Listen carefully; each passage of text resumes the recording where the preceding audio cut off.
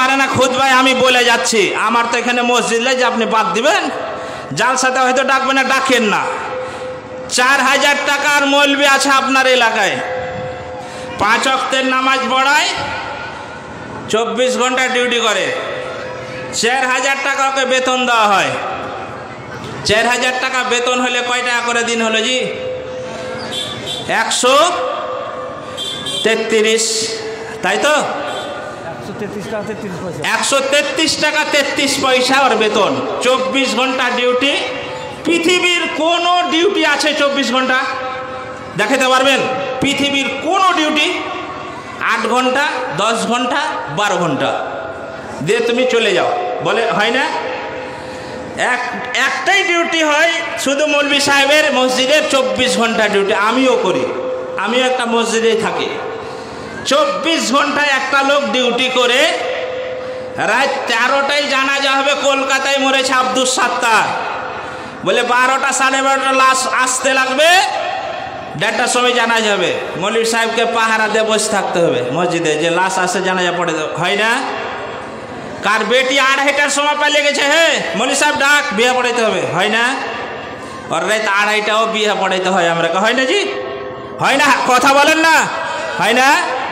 তাহলে একটা মৌলবি 24 ঘন্টা ডিউটি করে, যদি ওর 133 টাকা 33 পয়সা বেতন হয়, ওর পিছনে নামাজ হবে কোন আলেম বলেছে আপনাকে?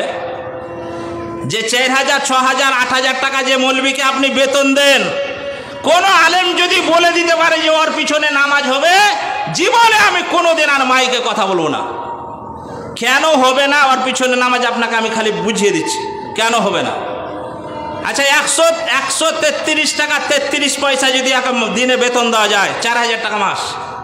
4000 টাকা একটা মৌলবীর সংসার চলবে? আপনার চলবে? চলবে জি? কারো আছে হাত তোলেন তো যে আমার চলে 4000 টাকায়? একটা ভ্যানওয়ালার চলে, একটা যারা টুকটুকি চালায় তারা তো 500, 700, 800 টাকা ইনকাম করে। তাহলে 4000 টাকা যে ওই মৌলবীকে বেতন দিচ্ছেন, 6000 ধন্য 200 টাকা দিন, 200 টাকাই ধন্য, 6000 টাকা দেন, ওই 200 টাকা দিনে হবে? বলেন হবে? হবে না। তাহলে নামাজ কেন হবে না আমি ওইটা বুঝাচ্ছি আপনাকে। যখন এই 6000 টাকা আপনি বেতন দিবে, 15 দিনে 6000 টাকা শেষ, তাও হবে না। টাইনে টুইনে 6000 টাকায় জেবে ধরে। ওই যেগুলা পচা আলু লাস্টে বাজার 11:30টার সময় সবজি বাজার ঢুকতে হয় আমরাকে। মাছ যখন শেষে 12টার সময় যে পচে গেল মোটামুটি, সস্তা দামে দিবে, ওই মাছ কিনে নিয়ে বাড়ি যেতে হয় আমাকে, আমরাকে নিয়ে যেতে হয়। কত হাজারো ইমামের কথা আপনাকে বলছি আমি, দিয়ে কোনো রকম 6000 টাকায় মনে করেন 15 দিন চললো। আর 15 দিন কে চালাবে? ইমাম দাঁড়িয়ে আল্লাহু আকবার, নামাজে ইমাম দাঁড়াচ্ছে, আপনি পিছনে নামাজে দাঁড়িয়েছেন। আপনি তো পেট ভর্তি করে এসছেন মসজিদে, আর আপনার বাড়িতে গোলাতে চাল ধরা আছে, বস্তার চাল অর্ডার হলে চাল শেষ, বস্তা চলে এলো। মাছ আপনি সেই ইয়ার মাছ পেলেন নদীতে, বড় ইলিশ উঠিয়ে এলে চলে এলেন, নিয়ে আসেন না? আপনার তো ঠিক সংসার চলছে দিব্যি, দিয়ে আপনি হাজি সাহেব শেষে আল্লাহু আকবার, আজানের আগে যে মসজিদে বসে আছো, ওই 6000 টাকা মৌলবীর পিছনে নামাজ পড়বে। আর মৌলবী সাহেবের খালি মন ধুকুর বুকুর করছে, আল্লাহ এই 15 দিন তো চললো, আল্লাহ এই 15 দিন কি করে চলবে, আল্লাহ চাল তো শেষ হয়ে গেল, বেটার জ্বর, ওষুধটা কোনখানে পাবো? আবার আমার স্ত্রী ফোন করে বললে ব্লাউজটা ছিঁড়ে গেছে।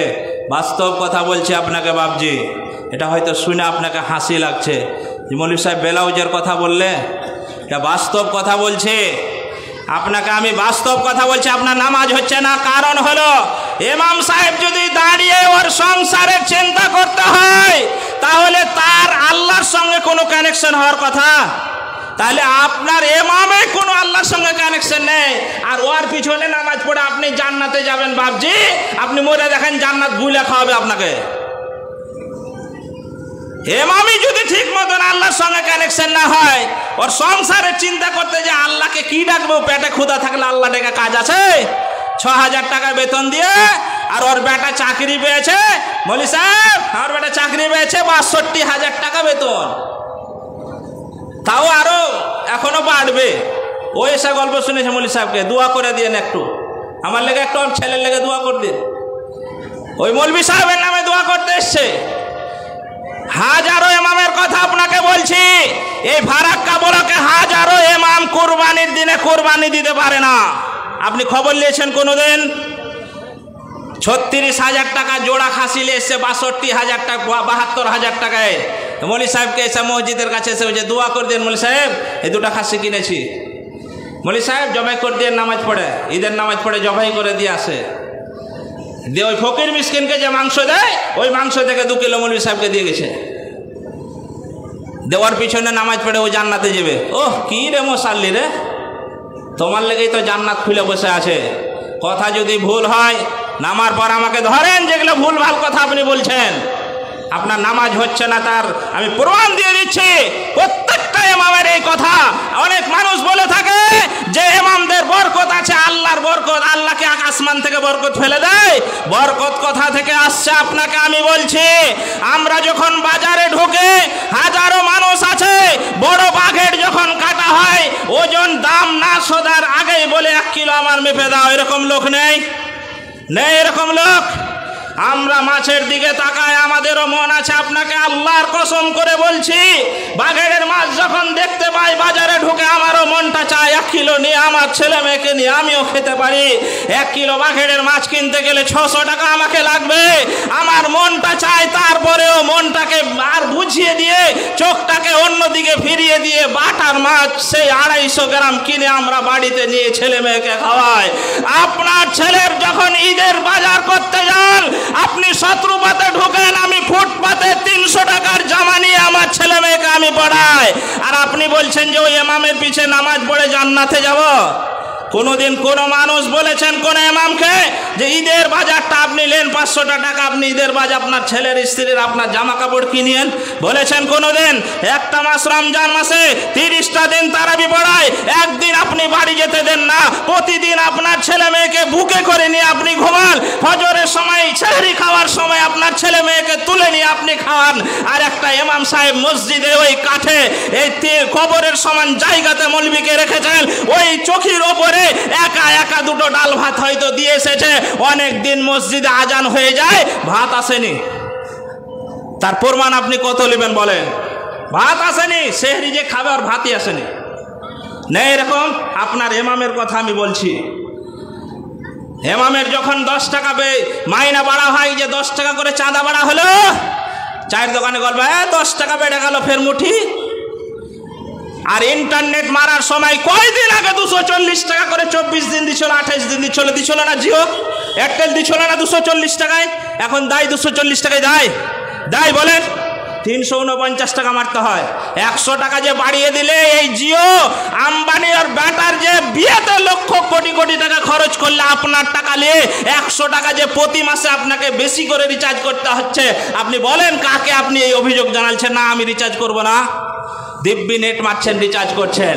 আর যার পিছনে নামাজ পড়ে জান্নাতে যাবেন তাকে টিপে ধরে রেখেছেন, না বেতন বাড়া যাবে না, 6,000 অনেক টাকা দিচ্ছি, আসেন আপনি নামাজ পড়ান, আপনি রেখেছেন, আপনাকে ছেড়ে দিচ্ছে, আসেন আসেন আসেন আপনি বক্তব্য করেন, আসেন।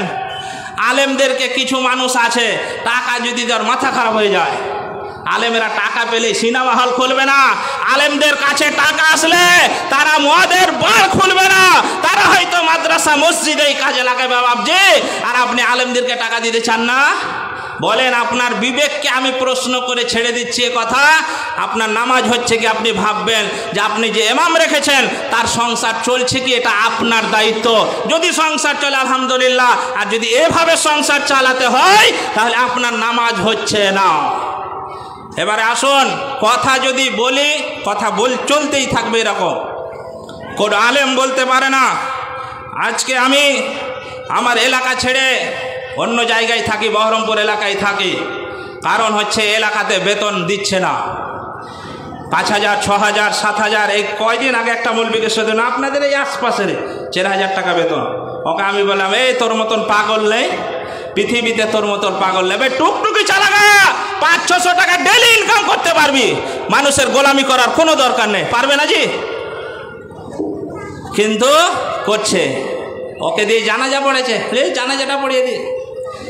আর মৌলবীর পিছনে সারা দিন খালি খোঁজে যায়, বলে সাহেব ট্যাঙ্কিতে পানি নেই, বলে সাহেব ঝাড়ু কেন পড়েনি, মসজিদ খ্যাচ খ্যাচ করছে, আপনি ঝাড়ু দিতে পারেন না? আপনি ট্যাঙ্কিতে পানি তুলতে পারেন না, ওকে ট্যাঙ্কিতে পানি তোলার লেগে রেখেছেন।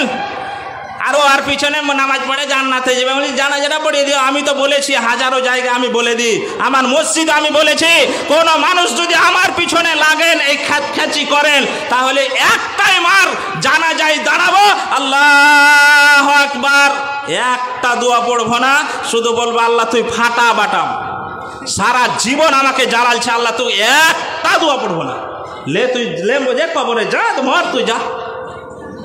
দোয়া পড়বে, আপনি পড়বেন। সারা জীবন যদি আপনাকে কেউ জ্বালায় আর ওর জানাজা যদি আপনাকে পড়াইতে দেয়, আপনাকে দেয়, আপনি ওর নামে দোয়া পড়বেন? আমি আলেমদেরকে বলে দিই একটা দোয়া পড়বেন না, আর প্রথমে বলে দেবেন যে আস্তে আস্তে দোয়া হবে। জোরে তো দরকার নেই, আস্তেটাই উত্তম। জোরেও পড়া যায় কিন্তু আস্তেটা উত্তম, আস্তে আস্তে হবে। আল্লাহু আকবার বলে চুপ করে দাঁড়িয়ে থাকবেন আর মনে মনে পড়বেন আল্লাহ এ ফেরেশতাকে দিয়ে আকাশমণির ডাল দিয়ে পিটাও, আল্লাহ এ যতদিন মসজিদে ছিল আমাকে জ্বালালছে, খবরদার জ্বালায়েন না। এ দোয়া পড়ে হাজারো মৌলবি পড়ে যায়, আপনি তো বুঝতে পারবেন না, আমি পড়লে আপনি বুঝতে পারবেন না। ওই জন্য বড় দোয়া নেবেন না, মৌলবির পিছে লাগিয়েন না। পারলে ওকে 100টা টাকা আপনি দিবেন, আপনার কমে যাবে। জি বেতন যা দিচ্ছেন 100টা টাকা আপনি দিতে পারবেন না? পারবেন। এই মসজিদ আপনারা করেছেন, নতুন মসজিদ 1 বছরের মধ্যে আলহামদুলিল্লাহ খুব ভালো মসজিদ করেছে। এখানে বেশি লোক নয় কিন্তু আশপাশে